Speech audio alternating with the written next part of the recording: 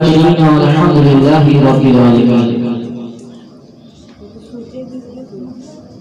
آئیے سب سے پہلے ہم اور آپ مل کر کے جناب امیر مصطفیٰ روح فدا صلی اللہ علیہ وسلم کی بارگاہ بے کس پناہ میں نہایت ہی مؤدبانہ انداز میں اپنی غلامی کا ثبوت پیش کرتے ہوئے درود پاک پڑھی بڑی باعث بلند اللہم صلی علی سیدنا مولانا محمد مبارک وسلم صلاۃ و سلام علیک یا رسول اللہ صلاۃ و سلام علیک یا حبیب اللہ صلی اللہ علیہ وسلم۔ آپ حضرات کو بخوبی معلوم ہے کہ آج 27ویں رجب المرجب کی شب اور اسی رات حضور سرور کائنات صلی اللہ تعالی علیہ وسلم اللہ تبارک و تعالی سے بے حجابانہ کلام کیے۔ اللہ رب العزت نے انہیں اپنے قرب خاص میں بلا کر کے اپنا دیدار کرایا۔ ہمارے نبی کی یہ ایک طرح سے عظمت اور یہ ایک معجزہ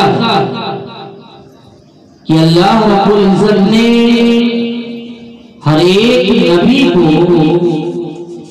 کچھ نہ کچھ معجزات عطا فرمایا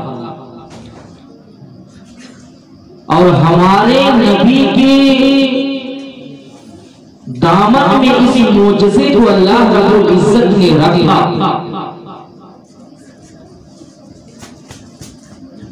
اگر ہم رات اور دن مل کر کے اپنے نبی کی عظمت کو معجزے کو بیان کرنا چاہیں تو نہ تو لکھ سکتے ہیں نہ ہی بیان کر سکتے ہیں، اس لیے کہ بہت سے لکھنے والوں نے کوشش کی، لیکن آخر میں غور و فکر کے بعد ہر کسی نے اپنے قلم کو رکھ دیا، یہاں تک کہ حضور اعلی حضرت رحمت اللہ تعالی علیہ خود ارشاد فرماتے ہیں کہ خالق کا بندہ لیکن رضا نے ختم سخن اس پہ کر دیا، خالق کا بندہ خلق کا آقا ہوگا تجھے، سرور غفر کی مالک و مولا ہوگا تجھے، باغ خلیل کا گلے سے بات۔ اسی طرح ایک شاعر کہتا ہے یا صاحب الجمال و یا سید البشر من وجهك المنیر لقد نور القمر لا يمكن التناؤ كما كان حقه بعد بزرگ ذولی قسم۔ بے شک بے شک، یعنی رب کی ذات کے بعد ہمارے نبی کی ذات بلند و بالا ہے، عظمت والی ہے۔ تمہاری حمد و ثنا جس طرح سے کرنی چاہیے کوئی ذات کر ہی نہیں کرتی ہے۔ بس قصہ مختصر اتنا ہے کہ رب کی ذات کے بعد ہمارے نبی کی ذات ہے، بس اسی کو اختتام سے، اور اس سے آگے ہم سے کچھ کہا ہی نہیں جا سکتا۔ بہرے پہ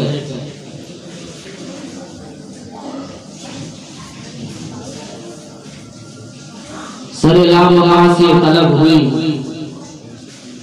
سوئے منتہا کو چلے نبی، کوئی حد ہے ان کے عروج کی، بلغ العلا بکمالہ، رخ مصطفیٰ کی یہ روشنی، یہ تجلیوں کی ہما ہمی کہ ہر ایک چیز چمک اٹھی، کشفت دجا بکمالہ وسراف رحمت کبریا کہ ہر ایک پر جس کا کرم ہوا ہے کلام پاک یہ برملا حسنت جمیع خصالہ۔ اور شاید کہتا ہے آگے کہ وہی حق نما وہی حق نگر وہی حق نما، رخ مصطفیٰ ہے وہ آئینہ کہ خدائے پاک نے خود کہا صلو علیہ وآلہ۔ بے شک بے شک، ایک بار اور دھوتے پاک والے نبی اللهم صل على سيدنا مولانا محمد وسلم صلاة سيدنا مولانا محمد وسلم صلاة والسلام عليك يا رسول اللہ صلی اللہ تعالی علیہ وسلم. مجھ سے قبل ابھی ساتھی محترم جناب مفتی عبدالسبحان صاحب قبلہ کی تقریر آپ حضرات نے سماعت کی. جس اعتراض کو حضرت نے بیان کیا یہ اعتراض نومولود اعتراض نہیں ہے، نیا کوئی اعتراض نہیں ہے، بلکہ نبی کریم صلی اللہ علیہ وسلم جب آپ معراج سے تشریف لائے اور اپنے اس واقعے معراج کو بیان فرمایا تو بہت سے لوگوں نے اسی وقت انکار کیا، جس میں اول نمبر پر ابو جہل کا نشان اور جس نے بلا تردید، بلا تردد، بلا شک و شبہ کے اس کو صحیح جانا، سچا مانا وہ حضرت صدیق اکبر کی ذات.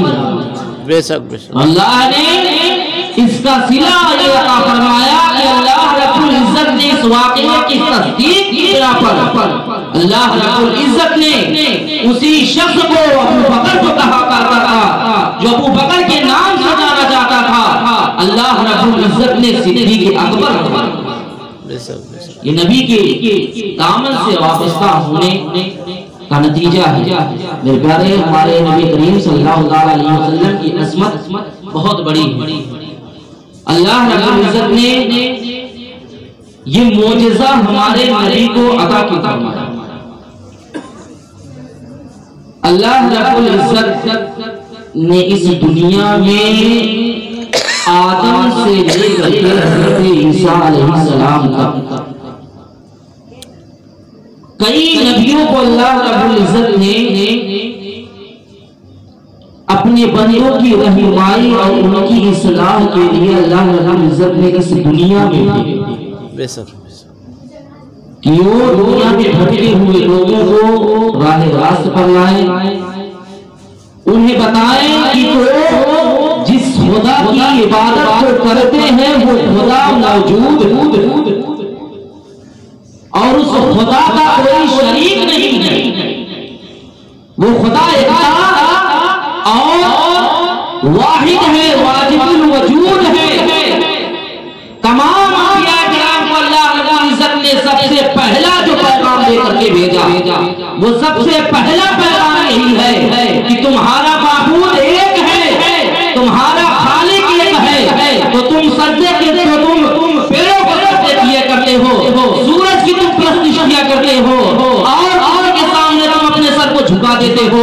یہ تمہارے معبود حقیقت نہیں ہے. تمہارا معبود اگر کوئی ہے وہ خالق کائنات ہے اور وہ اکیلا ہوتا ہے. بے شک بے شک جس کی گواہی حضرت آدم نے آ کر کے دی لا الہ الا اللہ، حضرت شیش نے بھی گواہی دی لا الہ الا اللہ، حضرت ابراہیم نے بھی گواہی دی لا الہ الا اللہ، حضرت ابراہیم نے بھی گواہی دی لا الہ الا اللہ، حضرت ہارون نے بھی گواہی دی لا الہ الا اللہ، حضرت موسیٰ نے بھی آ کر کے یہی گواہی دی لا الہ الا اللہ، حضرت عیسیٰ نے بھی آ کر کے یہی گواہی دی لا الہ الا اللہ. لیکن میرے پیارے تمام انبیاء کرام میں اللہ رب العزت نے کسی کو اپنی ذات کا مشاہدہ نہیں کرایا تھا. اللہ رب العزت نے کسی نبی کو اپنا مشاہدہ نہیں کرایا تھا. اگر زمانے میں کوئی شخص اعتراض کرتا ہے جیسے کہ آج کل کے لوگ اعتراض کرتے ہیں اور یہ کہتے ہیں تمہارا خدا موجود ہے تو ہمیں دکھلا دو، آخر تمہارا خدا کہاں پر ہے میرے پیارے؟ یہ تمام اعتراض اللہ رب العزت اس اعتراضوں کے جواب معراج کے دروازے کو بند کرتے. اس لیے اللہ رب العزت نے ان تمام انبیاء کرام علیہ السلام کے بعد سب سے آخر میں اپنے پیارے حبیب کو اس جہان میں بھیجا اور بھیجنے کے بعد اس گواہی کو مکمل کر دی کہ اے محبوب آؤ تم اپنے رب کا دیدار کر کے جاؤ، اپنے خالق کائنات کا دیدار کر کے جاؤ، اپنے موجود حبیب کا دیدار کر کے جاؤ.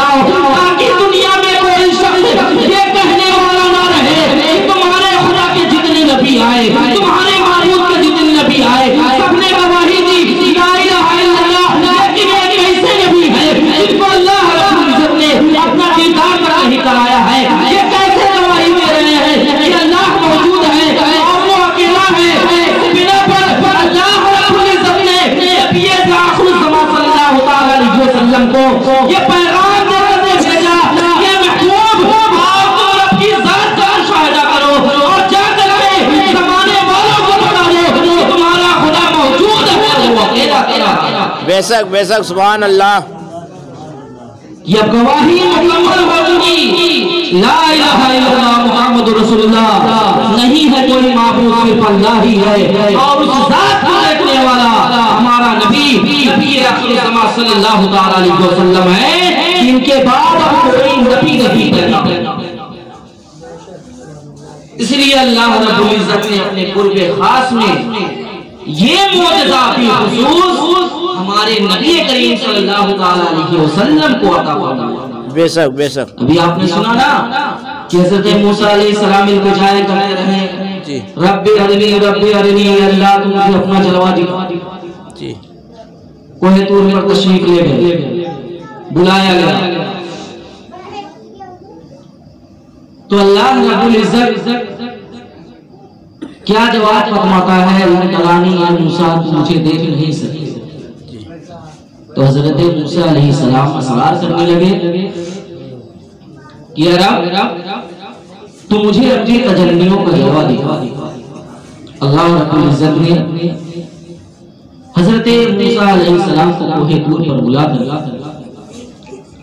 روایتوں میں آتا ہے کہ اپنی تجلی کے ایک حصے کے ہزارویں حصے کا ایک حصہ کوہ طور پر اللہ رب العزت نے روشن فرمایا حضرت موسیٰ علیہ السلام. اور اس کا معاملہ کیا ہوا کہ اس کی وجہ سے وہ پہاڑ چکنا چور ہو گیا، حضرت موسیٰ علیہ السلام بے ہوش ہو گئے. بے شک بے شک. جب افاقہ ہوا حضرت موسیٰ علیہ السلام ہوش میں آئے تو حضرت موسیٰ علیہ السلام نے کہا کہ اللہ رب العزت تو نے کسی نبی کو اپنا جلوہ نہیں دکھایا، بھلے ہی تو نے مجھے مختصر ایک حصے کے ہزارویں حصے کا ایک حصہ تو نے مجھ پر ظاہر فرمایا، یہ تیرا احسان عظیم ہے. تو اللہ رب العزت نے ارشاد فرمایا یا موسیٰ مت علی توحید و علی حب محمد. اے موسیٰ تم اس دنیا سے اسی وقت جانا کہ تم توحید پر قائم رہنا اور محمد مصطفیٰ کی محبت تمہارے سینے میں موجود ہے. اب حضرت موسیٰ علیہ السلام رب تبارک و تعالیٰ سے لبشہ ہوتے ہیں، اے رب کائنات تیری ذات واحد ہے، اس چیز کو میں مانتا ہوں. اے رب تعالیٰ تیری ذات سے عقیدت محبت لازمی ہے، اس چیز کو میں جانتا تھا اور مانتا بھی ہوں. لیکن اے رب تبارک و تعالیٰ کیا تیری وحدانیت کے ساتھ تیری توحید کے ساتھ محمد کی محبت لازمی ہے؟ تو اللہ رب العزت کیا ارشاد فرماتا ہے؟ اللہ رب العزت ارشاد فرماتا ہے یا موسیٰ لولا محمد، پھر محمد کی بات مت کرو، لولا محمد و امتہ لما خلقنا الافلاک والارضین ولا الشمس ولا قمر ولا ملکا ولا نبیا مرسلا ولا ایاکا. کہ اے موسیٰ تم صرف محمد کی بات مت کرو، بلکہ اگر محمد کی ذات کو پیدا کرنا مقصود نہ ہوتا، ان کی امت کو پیدا کرنا مقصود نہ ہوتا تو نہ میں زمین و آسمان کو بتاتا، نہ بناتا، نہ چاند سورج کو بناتا، نہ خوشخبری کو بناتا، نہ فرشتوں کو بناتا، نہ نبی اور مرسلین کو پیدا فرماتا. یہاں تک کہ اے موسیٰ بھائی کیا کرا، نہ ہی میں تمہیں پیدا فرماتا. اگر تمہیں بھی وجود بخشا ہے، تمہیں بھی زندگی بخشی ہے، تمہیں بھی نسبت بزرگی ملی ہے، تو محمد مصطفیٰ جان. بے شک بے شک سبحان اللہ. یہ ساری کائنات ہمارے نبی کے صدقے تو پھر اللہ رب العزت نے پیدا فرمائی. اس کے بعد حضرت موسیٰ علیہ السلام فرماتے ہیں یا اللہ انا کلیمک و محمد حبیبک فما الفرق بین الکلیم والحبیب. بے شک بے شک بے شک. اے رب کعبہ، اے خالق دو جہاں بادشاہ دو جہاں، میں تیرا کلیم ہوں، تو نے مجھ سے حلقہ ہم کلامی کا تو نے مجھے شرف بخشا ہے. کیا میں جان سکتا ہوں کہ کلیم اور حبیب کے درمیان جان کیا ہوتا ہے؟ حضرت موسیٰ علیہ السلام فرما رہے ہیں، اب دیکھو میرے نبی کی عظمت و بزرگی کو، فرماتے ہیں فَمَا الْفَرْقُ بَيْنَ الْكَلِيمِ وَالْحَبِيبِ، کلیم اور حبیب کے درمیان جان کیا ہے؟ اب اللہ رب العزت ارشاد فرماتا ہے اے موسیٰ کلیم اور حبیب کے درمیان تم فرق کو دیکھنا چاہتے ہو، کلیم اور حبیب کے درمیان کے فرق کو جاننا چاہتے ہو، تو لوگ سنو، کلیم وہ ہے تم رب کی تجلیوں کو دیکھنے کے لیے اسرار کرے، التجائے کرے، اسے چل کر کے کوہ طور پر آنا پڑے اور اسے مختصر سی جھلک دکھائی جائے، وہ نبی ہو اللہ کی تجلی کی مختصر کی جھلک کو برداشت نہ کر سکے۔ کلیم وہ ہے رب سے ملنے کے لیے التجائے کرتا ہے، رب کی تجلیوں کو دیکھنے کے لیے التجائے کرتا ہے، اور رب اور حبیب وہ ہے اس پر اللہ رب العزت خود اپنے دربار خاص میں، بارگاہ خاص میں ان پہ خاص لگا کر کے تمام پردوں کو اٹھا کر کے اپنا جلوہ بے شک بے شک، سبحان اللہ سبحان اللہ۔ اس کے بعد پھر اللہ رب العزت ارشاد فرماتا ہے کہ کلیم وہ ہے جو اپنے رب کی رضا چاہتا ہے، حبیب وہ ہے کہ رب خود چاہتا ہے، بے شک بے شک، سبحان اللہ، جس کے لیے امام عشق و محبت حضور سیدی اعلیٰ حضرت ارشاد فرماتے ہیں خدا کی رضا چاہتے ہیں تو عالم خدا چاہتا ہے۔ سبحان اللہ۔ یہ ہمارے نبی کی عظمت و بزرگی ہے، حضور سرور کائنات صلی اللہ تعالی علیہ وسلم کو یہ معجزہ خاص میں ملا کر کے عطا کیا گیا۔ یہیں تک نہیں، زمانے والوں کے جو چیلنج ہے، جو نبی کی نبوت، نبی کی عظمت کا انکار کرتے ہیں، خدا کی ربوبیت کا انکار کرتے ہیں، ان کے منہ پر بھی یہ کھلا تماچا ہے جو آج یہ سائنسداں یہ اعلان کرتے ہوئے پھرتے ہیں اپنی قدرت اپنی طاقت کا ڈنکا بجاتے ہوئے پھرتے ہیں کہ ہم تو زمین سے لے کر ہم نے خلاؤں کا بھی سفر کر ڈالا، ہم خلاؤں کا سفر کرتے کرتے زمین سے چاند پر پہنچ گئے، وہاں پر اترے، وہاں سے مٹی اٹھائی اور لے کر کے واپس ہوئے۔ اب آگے اعتراض کرنے والا کر سکتا تھا نا، ارے تمہارے نبی کیسے ہیں کہ وہ زمین ہی تک محدود رہ گئے، ہماری طاقت کو دیکھو، ہماری ٹیکنالوجی کو دیکھو، ہمارے ٹیلنٹ کو دیکھو، ہمارے اندر اس دماغ کو دیکھو کہ ہم نے زمین سے لے کر کے ہم نے چاند اور سورج کا بھی سفر کر لیا میرے پیارے، لیکن اللہ رب العزت نے ان کے گال پر رہتی دنیا تک ایسا تماچا مارا ہے کہ اے میرے محبوب تم زمین کا بھی سفر کر ڈالو، مسجد حرام سے مسجد اقصی تک پہلے سفر کرو، اس کے بعد آسمانوں کا سفر کرتے ہوئے تم لامکاں کو سفر کر جاؤ، لامکاں کا سفر کر کے میرے ملک خاص میں آ کر کے میرا دیدار کرو اور جا کر کے زمانے والوں کو بتا دو کہ اے زمانے والوں ہماری ٹیکنالوجی ایک طرف ہو، ہماری طاقت و قدرت ایک طرف ہو، ہمارے اندر کا چھپا ہوا ٹیلنٹ ایک طرف ہو، لیکن خدا نے جو مجھے تصرف عطا فرمایا ہے، خدا نے مجھے جو قوت و قوت عطا فرمائی ہے، خدا نے جو مجھے معجزہ عطا فرمایا ہے، ارے رہتی دنیا تک تم چاہے سارے جہان والے مل کر کے کوشش کر ڈالو لیکن میری برابری نہیں۔ بے شک بے شک، سبحان اللہ۔ سے کہو گے کہ نبی ہمارے جیسے ہمارے برابر کبھی نہیں کر سکتے، یہ ہمارے نبی کی عظمت و بزرگی ہے میرے پیارے۔ ارے انسان تو انسان، اس جگہ پر حضرت جبریل امین بھی جا کر کے ٹھہر گئے۔ حضور شیخ سعدی رحمۃ اللہ تعالی فرماتے ہیں اگر یہ سرے ہوئے بسر فرم کہو گے تجلا بسر فرم، ایک بال کے برابر بھی اگر میں پرواز کروں تو رب کی تجلیوں سے میرے پر چل جائیں گے۔ یا رسول اللہ میں اس سے آگے نہیں جا سکتا، اس کے آگے آپ ہی آئیے۔ بے شک، جنت سے براق جیسی سواری آئی تھی، اس سواری کو بھی سدرۃ المنتہا پر روک کر کے واپس بھیج دیا گیا۔ اللہ رب العزت نے رفرف نام کا ایک تخت بھیجا، اس تخت پر ہمارے حضور سوار ہوئے، اس تخت پر سوار ہونے کے بعد خدا کے بارگاہ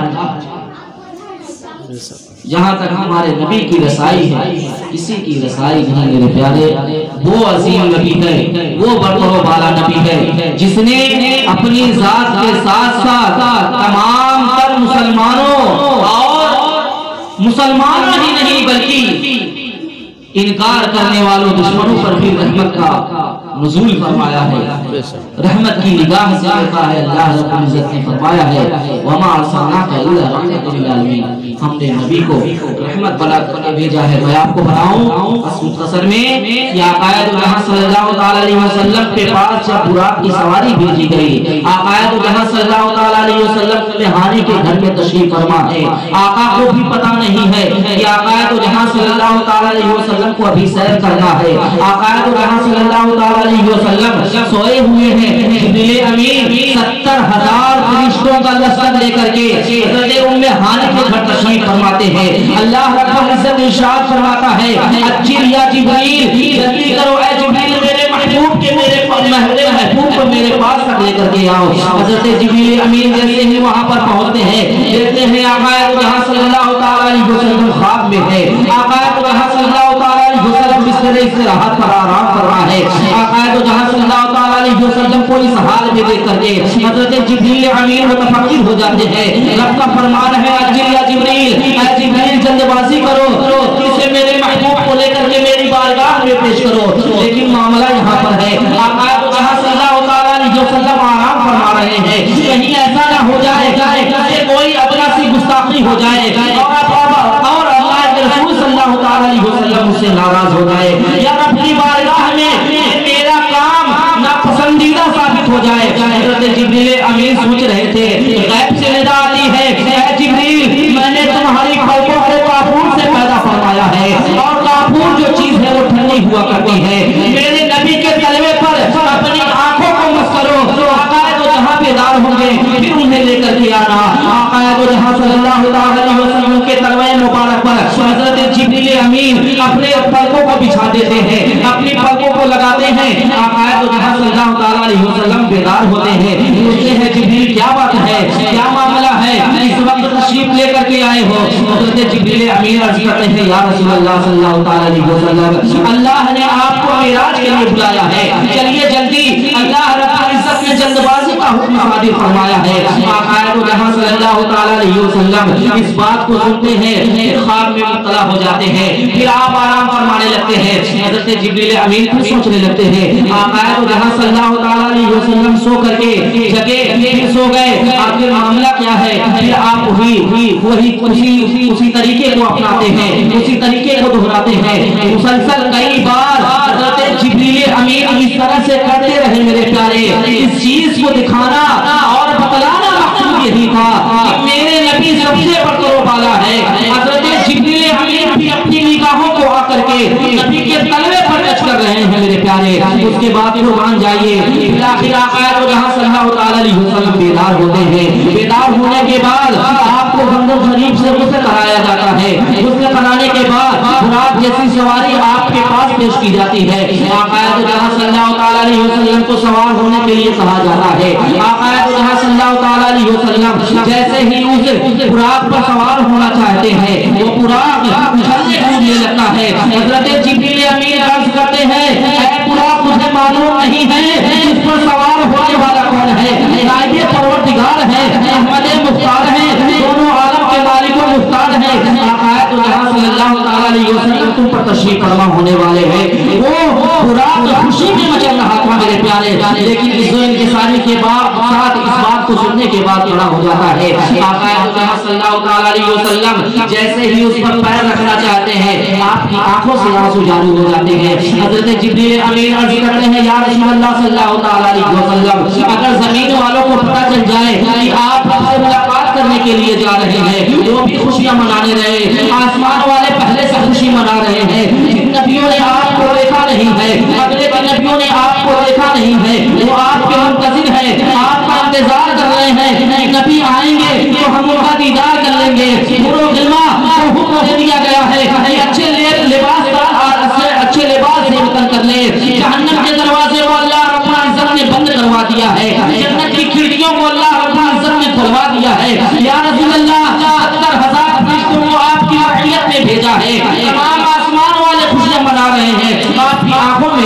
ہے؟